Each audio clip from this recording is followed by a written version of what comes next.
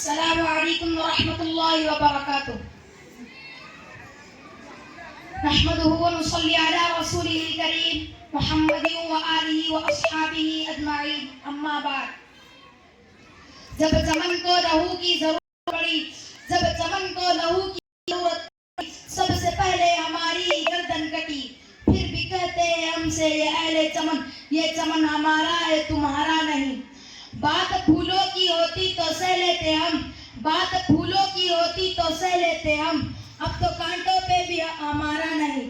محترم اساتذہ اکرام اور میرے عزیز دوستو، جب سرزمین ہند پر انگریزوں کے ناپاک سائے پڑے، باشندگان ہند پر ظلم ستم کے پہاڑ توڑے جانے لگے، جب ہندوستانیوں کا خون پانی سے ارزاں ہونے لگا، جب اپنے وطن کی عزتیں سڑکوں پہ نیلام کی جانے لگی، جب ان کی جانیں کھلونوں سے سستی ہو گئی، جب اپنے وطن عزیز میں ان کا رہنا مشکل کر دیا گیا، جب انگریزوں کا خونی افریت ہندوستانیوں کو اپنے پنجۂ غلامی میں جکڑنے لگا، تب ایسے نازک حالات میں اور ہولناک ماحول میں تب کہ منہ کھولنا قیامت سے کم نہیں تھا اور اپنی زبان کھولنا گویا موت کو دعوت دینا تھا، وقت سب سے بڑے عالم دین امیر المحدثین حضرت شاہ عبد العزیز دہلوی رحمۃ اللہ علیہ نے انگریزوں کے خلاف جہاد کا فتویٰ جاری کیا. آپ نے اعلان کیا کہ انگریزوں کے فوج میں بھرتی ہونا حرام ہے، یہ ملک اب دارالحرب ہو چکا ہے. ایسے وقت میں انگریزوں سے جہاد فرض ہو چکا ہے. محترم حضرات، آپ کا فتویٰ کیا تھا؟ انگریزوں کے خلاف طوفان بلاخیز کا شرف انگیت خس و خاشاک کی طرح اڑتا چلا جا رہا تھا. انگریزوں کے خلاف کلم کلا جنگ شروع ہو گئی. مسلمان میدان جہاد میں بے خوف و خطر کود پڑے. انگریزوں سے دو بدو اور آمنے سامنے کی ایسی ٹکر لی کہ ان کے چھکے چھوٹ گئے. ناچار انگریزوں کو قدم پیچھے ہٹانا پڑا.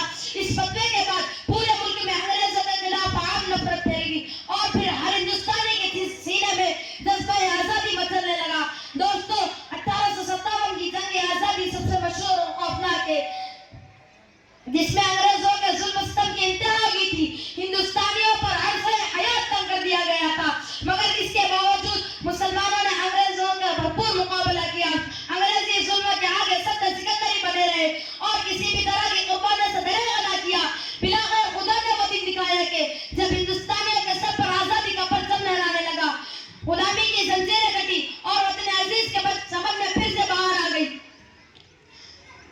دوستو، جنگ آزادی میں مسلمانوں نے بے شمار قربانیاں دی ہیں، لاتعداد علماء کرام شہید کیے گئے ہیں. اگرچہ غیر مسلم بھائیوں کی خدمات کا انکار نہیں، مگر یہ سچ ہے کہ اگر مسلمان خصوصاً علماء کرام جنگ آزادی میں حصہ نہ لیتے تو ہندوستان کبھی آزاد نہیں ہوتا. آج ہندوستان کی تاریخ کو مس کر کے پیش کیا جا رہا ہے، مسلمانوں کی قربانیاں اور علماء کرام کی محنتوں کا فراموش کیا جا رہا ہے. عام خود بہت سے مسلمانوں کو یہ پتہ نہیں کہ ہمارے آبا و اجداد نے ہندوستانیوں کے لیے کتنی قربانیاں دی ہیں. ہندوستان آزاد ہو گیا، آزاد ہوئے تقریباً 76 سال ہو گئے، لیکن مسلمانوں کا ان کا جائز حق نہیں دیا جا رہا ہے. مسلمان جس پریشانی میں پڑے تھے آج بھی اسی پریشانی میں ہے، بلکہ دن بدن اس میں اضافہ ہی ہو رہا ہے.